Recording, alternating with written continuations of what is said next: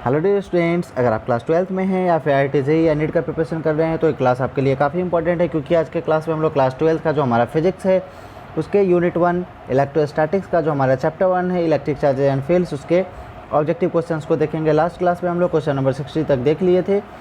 अगर आप वो क्लास नहीं किए हैं तो उसका लिंक इसके डिस्क्रिप्शन में है, आप वहाँ से कर सकते हैं। आज की क्लास में हम लोग क्वेश्चन नंबर 61 स्टार्ट करते हैं।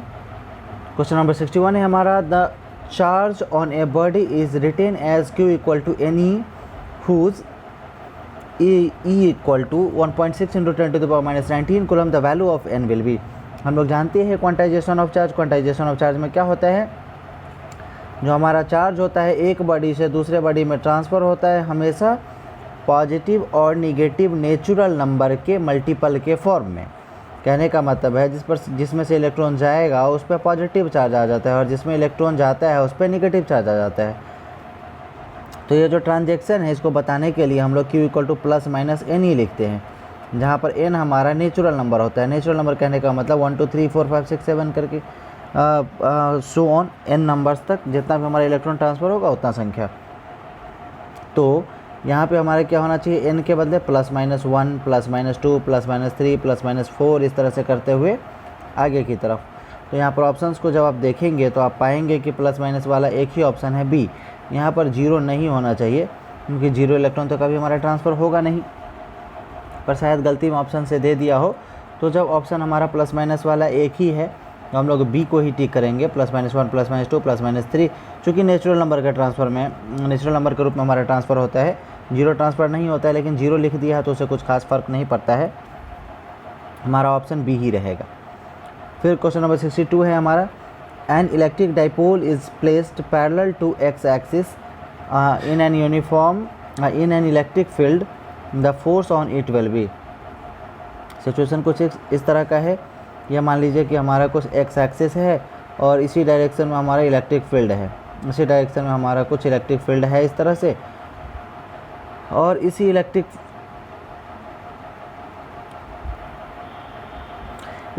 फील्ड का डायरेक्शन में हमारा इलेक्ट्रिक डाइपोल रखा हुआ है। इलेक्ट्रिक डाइपोल करने का मतलब system of two equal and opposite charges. मान लीजिए यहाँ पर अगर हम लोग एक पॉजिटिव चार्ज ले तो यहाँ पर एक नेगेटिव चार्ज होगा और यहाँ पर इलेक्ट्रिक फील्ड हमारा है। तो यहाँ पे हमारा पूछ रहा है the force on it will B. तो ये जो हमारा इलेक्ट्रिक डाइपोल है ये वाला सिस्टम, इस इलेक्ट्रिक डाइपोल पे कितना फोर्स अप्लाई होगा। तो इसमें दो सिचुएशन है हमारे पास। ये यहाँ पे हमारा पॉजिटिव चार्ज है, तो पॉजिटिव चार्ज को ये इलेक्ट्रिक फील्ड अट्रैक्ट करने का कोशिश करेगा और रिपेल करने का कोशिश करेगा। चूँकि ये पॉजिटिव चार्ज के कारण हमारा इलेक्ट्रिक फील्ड है, तो पॉजिटिव चार्ज को धक्का देगा और नेगेटिव चार्ज को अट्रैक्ट करेगा। तो इस कंडीशन में हमारा जो इलेक्ट्रिक फोर्स इस पर अप्लाई हो रहा है वो इलेक्ट्रिक फोर्स का वैल्यू हमारा 0 होना चाहिए, क्योंकि इस पर हमारे इलेक्ट्रिक फील्ड के कारण जो फोर्स अप्लाई हो रहा है इस डायरेक्शन में और दूसरा पे अपोजिट डायरेक्शन में, दोनों हमारा एक दूसरे के अपोजिट डायरेक्शन में है। तो यहाँ पर हमारे इलेक्ट्रिक फील्ड का वैल्यू 0 होना चाहिए, पर यहाँ पर ऑप्शन नन ऑफ दिस दे रहा है, जो मुझे गलत लग रहा है कि इसका 0 होना चाहिए ऑप्शन। फिर क्वेश्चन नंबर 63 है, the electric dipole moment is p vector equal to p i. Electric dipole moment में जो हमारा एक पी वेक्टर है वो p इंटू आई है, आई कैप है। The torque on it in the electric field E equal to, और जो इलेक्ट्रिक फील्ड है वो e naught into j cap है विल बी, और उस पर हमको टॉर्क फाइंड करना है। सिचुएशन कुछ इस तरह का है, यह हमारा इलेक्ट्रिक फील्ड है, इलेक्ट्रिक फील्ड का वैल्यू है ई नॉट इंटू जे कैप, और जो हमारा इसमें इलेक्ट्रिक डाइपोल मोमेंट है, इस इलेक्ट्रिक डाइपोल मोमेंट का हमारा वैल्यू है P इंटू आई कैप। इस स्थिति में हम लोग टॉर्क का फॉर्मूला जानते हैं, tau equal to p vector cross e vector, इस तरह का कंडीशन होता है। तो यहाँ जो हमारा वैल्यू है P vector cross e vector का क्या हो जाएगा, हमारा पी वेक्टर और क्रॉस ई वेक्टर, मतलब टाउ इक्वल टू ये हमारा होता है। तो हमारा पी वेक्टर का वैल्यू है पी आई इंटू हम लोग क्या करेंगे, ई नॉट इंटू जे कैप करेंगे। तो हम लोग जानते हैं कि क्रॉस प्रोडक्ट हमारा क्या हो जाता है, साइन थीटा आ जाता है पी वेक्टर और इंटू आई कैप इंटू जे कैप के बीच। या फिर अगर आप ऐसे भी देखें, हम लोग जानते हैं कि आई कैप इंटू जे कैप करेंगे तो हमको क्या मिलेगा, के कैप मिलेगा, मतलब हमको मिल जाएगा P इंटू ई नॉट इंटू के कैप। और के कैप जो हमारा डायरेक्शन है वो जेड एक्सिस का डायरेक्शन है।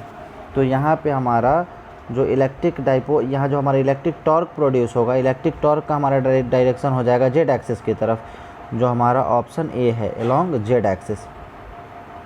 मतलब जो हमारा टॉर्क प्रोड्यूस होगा वो किधर रहेगा, जेड एक्सिस के अलोंग रहेगा। क्वेश्चन नंबर 64 है charge Q and 2Q are placed respectively at distance x equal to 0 and x equal to a on the x axis. The value of electric field V0 at point.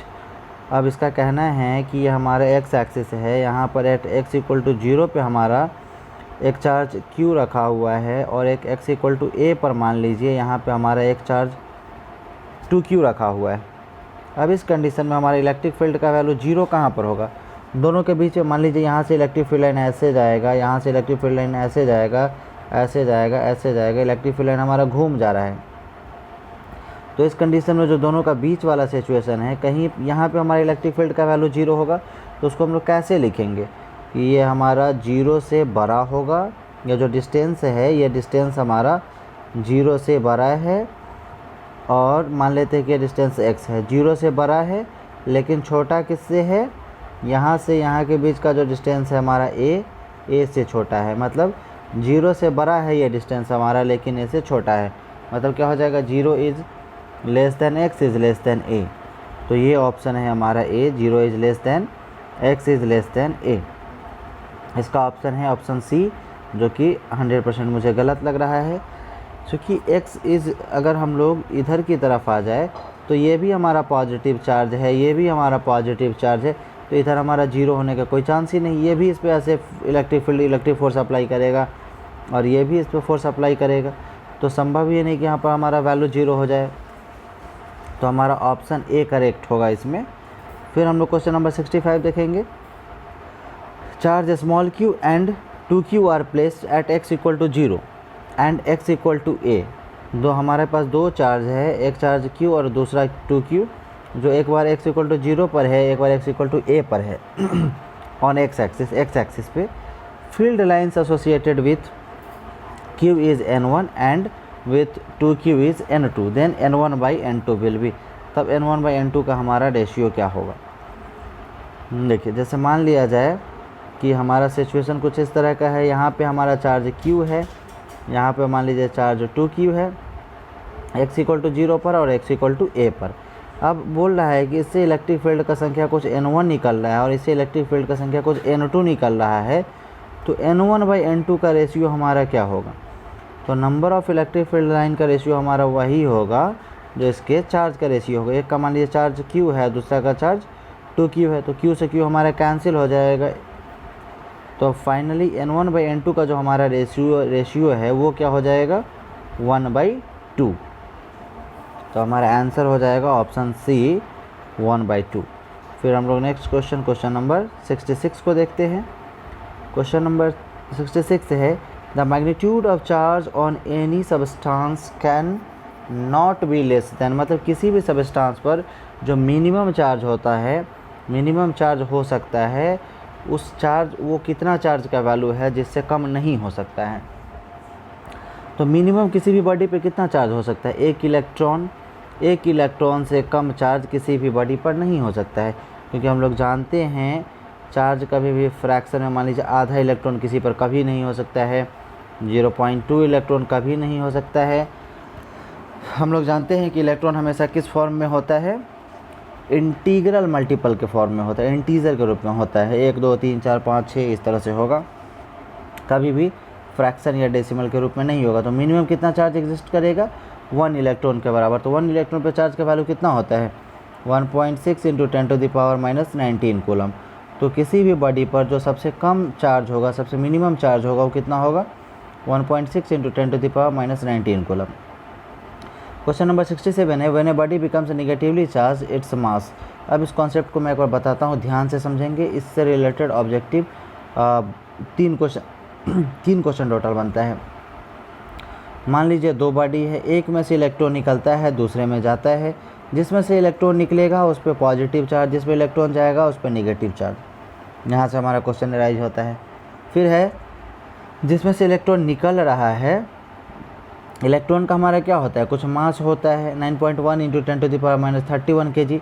तो जिसमें से electron हमारा निकल रहा है उसका मास क्या होगा, मास इसका डिक्रीज होगा। जिसमें से इलेक्ट्रॉन निकल रहा है उसका, जिसमें इलेक्ट्रॉन जा रहा है उसका मास क्या होगा, इंक्रीज होगा। तो इस पे बेस्ड हमारा क्वेश्चन आता है। ठीक है, तो इसका कहना है when a body becomes negatively charge, अब एक बॉडी नेगेटिव चार्ज होता है तो इट्स मास, नेगेटिव चार्ज किस पे होगा, जो इलेक्ट्रॉन को गेन करेगा, जो इलेक्ट्रॉन को ग्रहण करेगा। तो इलेक्ट्रॉन जब इसमें आ रहा है मतलब मास क्या है, बढ़ रहा है। तो ऑप्शन क्या हो जाएगा, बी, इंक्रीजेज, मास इसका इंक्रीज होता है। The cause of charging a body is, एक बॉडी को चार्ज करने का जो कॉज है, जो कारण है, वो क्या कारण है। एक बॉडी पे चार्ज तभी आएगा जब ट्रांसफ़र ऑफ इलेक्ट्रॉन होगा, मतलब एक बॉडी से इलेक्ट्रॉन निकलेगा और दूसरा बॉडी में इलेक्ट्रॉन जाएगा, तभी वो बॉडी हमारा क्या होगा, चार्ज होगा। तो इसका क्या हो जाएगा, option C, transfer of electrons. Electron के ट्रांसफ़र होने के कारण ही एक बॉडी पे चार्ज आता है, जिसमें से निकलता है उस पर पॉजिटिव, जिसमें जाता है उस पर निगेटिव। फिर क्वेश्चन नंबर 69 है, dimensional formula of electric field is, fields, जो हमारा इलेक्ट्रिक फील्ड है उसका डायमेंशनल फार्मूला क्या होगा। हम लोग जानते हैं इलेक्ट्रिक फील्ड क्या होता है, force acting per unit test charge. Per unit charge पर जो हमारा फोर्स अप्लाई होता है उसको हम लोग इलेक्ट्रिक फील्ड बोलते हैं। तो फोर्स का हमारा डायमेंशन क्या होता है, mLT का पावर -2, इसको आप हमेशा ध्यान में रखेंगे। और चार्ज का डायमेंशन हम लोग क्या जानते हैं, AT। अब हम लोग T को ऊपर ले जाएंगे तो क्या होगा, T का पावर -2 है, एक ऐड होके -3 हो जाएगा और A का पावर -1 हो जाएगा। मतलब क्या मिलेगा हमको, mLT का पावर -2 और A ऊपर जाए, सॉरी -3 हो जाएगा। एक दो T पहले से है ऊपर और एक जाएगा तो 3 हो जाएगा, -3 और A का पावर -1। तो ये हमारा ऑप्शन कौन सा है, ऑप्शन ए, mLT का पावर -3 और A का पावर -1। तो आप डायमेंशनल फार्मूला बनाने का थोड़ा सा सीखेंगे, फार्मूला को ही हमको यूज कर देना है डायमेंशन बनाने में। अब statcoulomb equals dash coulomb, हम लोग को ध्यान में रखना चाहिए कि एक कूलम जो है हमारा 3 × 10⁻9 स्टैट कूलम के बराबर होता है। तो हमसे पूछ रहा है एक स्टैट कूलम कितना होगा, तो यहाँ जो हमारा ये मल्टीप्लाई में स्टैट कूलम के, इसको हम लोग इधर लाएंगे तो क्या हो जाएगा, 1/3 × 10⁻9 कूलम। अब हमको अगर हम इसको ऊपर ले जाए तो हमको क्या मिलेगा, 1/3 ×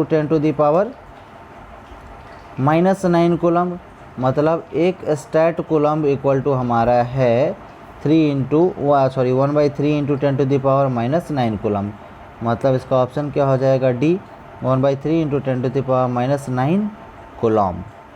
ठीक है, तो ये रिलेशन आप ध्यान में रखेंगे कि एक कूलम इक्वल टू कितना होता है, 3 × 10⁻9 स्टैट कूलम। ठीक है, तो मिलते हैं फिर हम लोग नेक्स्ट क्लास में क्वेश्चन नंबर 71 से आगे की तरफ। तब तक के लिए आप लोग अपना ख्याल रखिएगा, अच्छे से रहिएगा। तब तक के लिए बाय बाय।